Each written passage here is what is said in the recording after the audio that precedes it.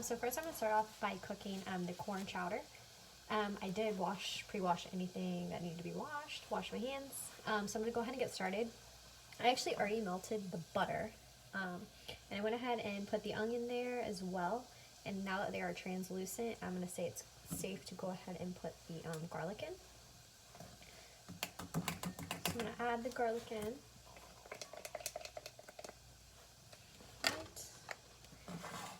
Then I'm going to let this get fragrant for about like 1 minute. Let's see. So now the garlic is with the butter and the onion.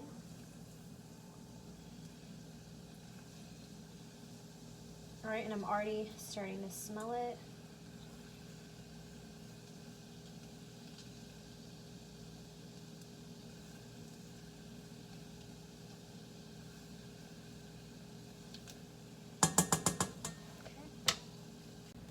Okay, so now I'm going to go ahead and whisk the flour in. And I'm going to slowly add the chicken stock. And I'm going to keep whisking this for about 2 minutes. So I'm going to keep my eye on the clock.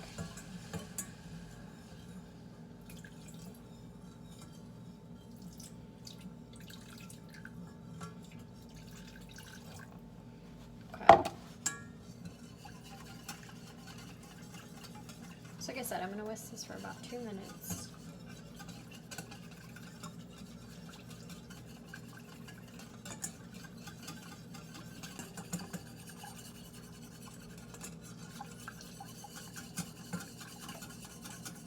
This is making like a type of roux that we added the flour. So I noticed we've been doing that a lot lately.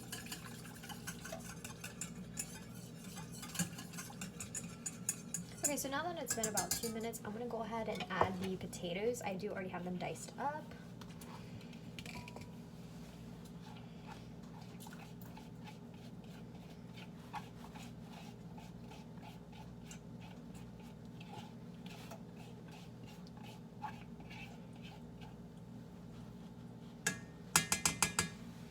Okay, and then I'm going to add the bay leaf in there as well, right here.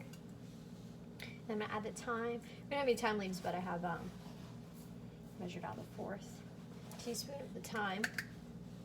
Okay, and then I'm going to go ahead and add the milk and the corn. So here's my milk. Alright.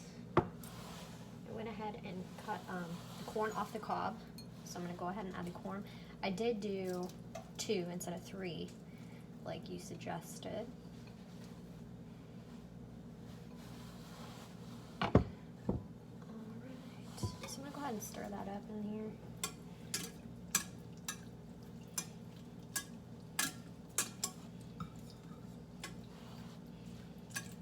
Okay, and I'm actually going to bring this to a boil, so I need to turn the temperature up.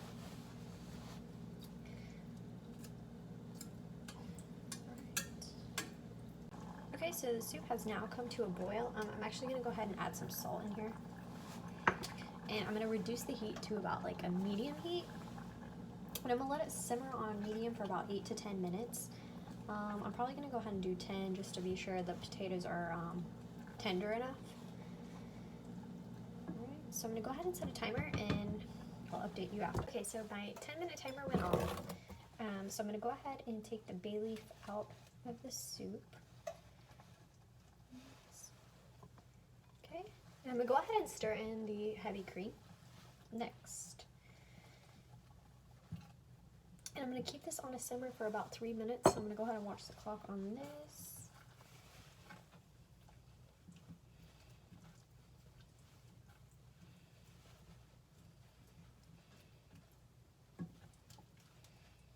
Okay, so now that it's been 3 minutes of letting the heavy cream simmer in there, I'm going to go ahead and add some pepper.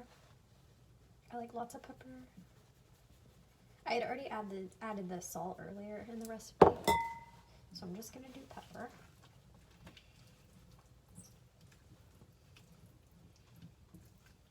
Okay, I'm going to go ahead and take that off the heat. And it's ready to go. So I'm going to go ahead and put some in the bowl.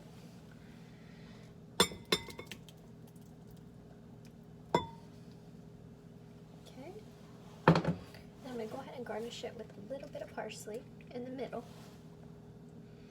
Then I'm actually going to put some green onion around the sides of it. Makes it pretty, adds good flavor.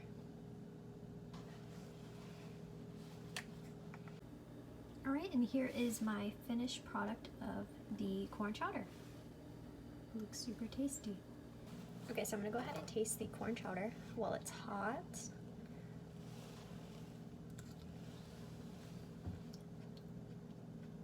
That tastes amazing. I like that. I am glad I added the salt in it earlier because I wasn't sure if I wanted salt, but it definitely, I feel like it makes it perfect. Okay, so next I'm going to start making the garlic shrimp and white beans dish. So I already went ahead and put 2 tablespoons of the olive oil in this pan here. So I'm going to turn that on. I do have the oven preheating on a broil, that way that's already heated up and ready. Okay, so about medium heat right now, and I'm going to go ahead and add half the garlic because I need to save half for later. So I'm going to add that to the 2 tablespoons of olive oil.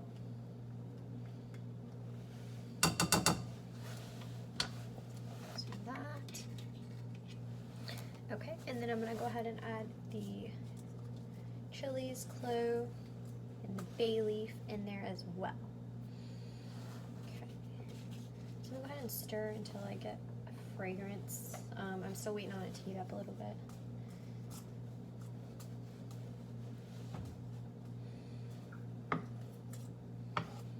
So I don't want to let the garlic burn, but I do want to wait until it's getting fragrant and you can smell it. Alright, so the garlic is starting to get smell going. So now that I can smell the aroma, I'm going to go ahead and add a little bit of pepper. And a little bit of salt as well. And now I'm going to go ahead and add the tomatoes, the chopped up tomatoes into the dish. And I'm going to go ahead and smash these in. So like the recipe says, probably about maybe 5 minutes of this for them to get soft and smashed. So I'm going to keep an eye on the clock while I do this.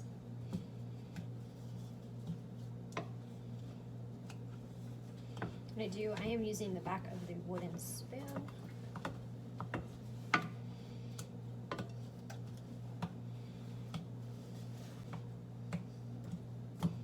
So I'm just going to continue to smash these. The warmer they get, the easier it's going to be. It's already changing the smell.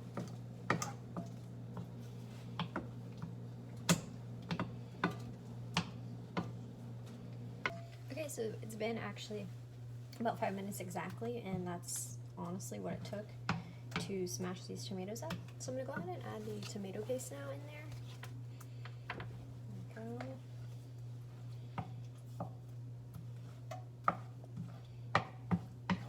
That already changes the smell right there.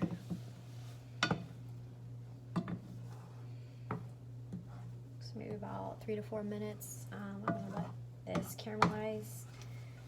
It should turn like a deep red once it gets all mixed and melted down in here. Because the smashed tomatoes, they look like a light red. So now it's going to get a deeper red. I can already see it changing. So I'm actually going to stir in the beans in broth. So my white beans. Take my chicken broth. I'm going to stir this in. So I'm going to let this come to a simmer. I'm just going to turn it up just a little bit for a simmer.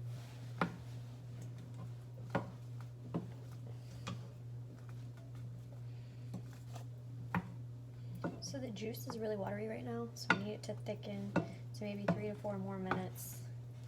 I'm just going to see how it goes. Thickens.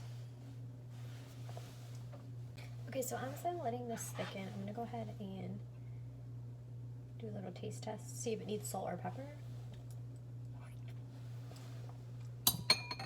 I feel like the tomatoes and tomato paste make it salty enough for sure. I am going to add a little bit of pepper. Like I always say, I love pepper.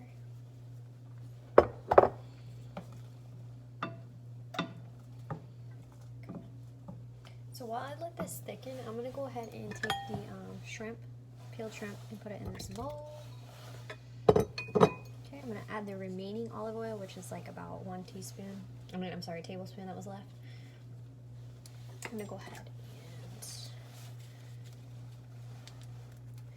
add the rest of the garlic clove,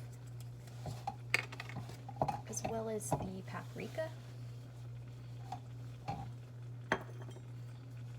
Okay. Do a little bit of pepper. And I'm also going to do a little bit of salt. Okay, and I'm going to go ahead and mix, toss it up a little bit here. And like I said, the oven is already on broil.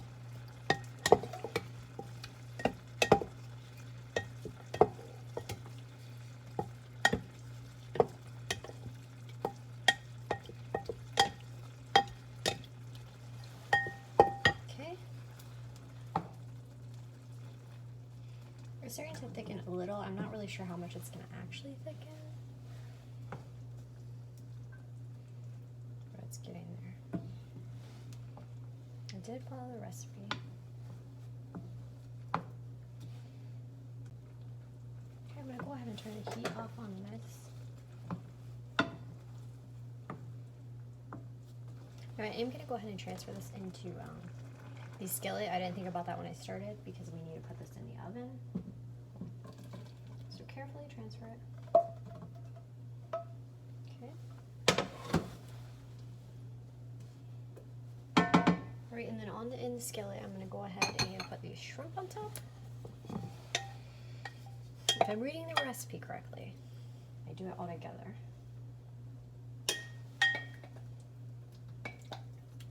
Scoop those out. Alright, and I'm going to put these in the oven on broil. And it should only take the shrimp about 3 minutes or so.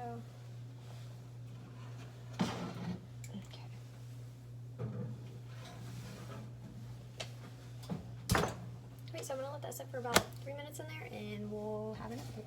So it's been a little over 3 minutes. I just wanted to make sure they got golden on the shrimp. So I'm going to go ahead and take this out carefully. I think they look nice.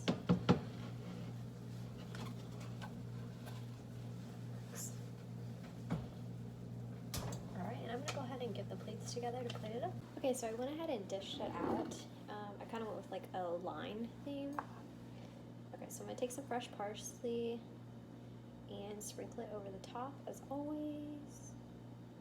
I'm going to let a little bit fall on the sides of the plate as well. And I did add a little bit of toast to it. Right. Okay, so here is my finished product of the dish. I'm going to go ahead and taste a little bit so I can give some feedback. The shrimp and the bean.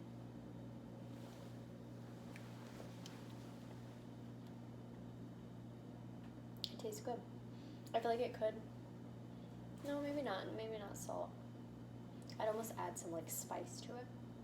So maybe more of the paprika or something, maybe a cayenne or red pepper. But it tastes pretty good.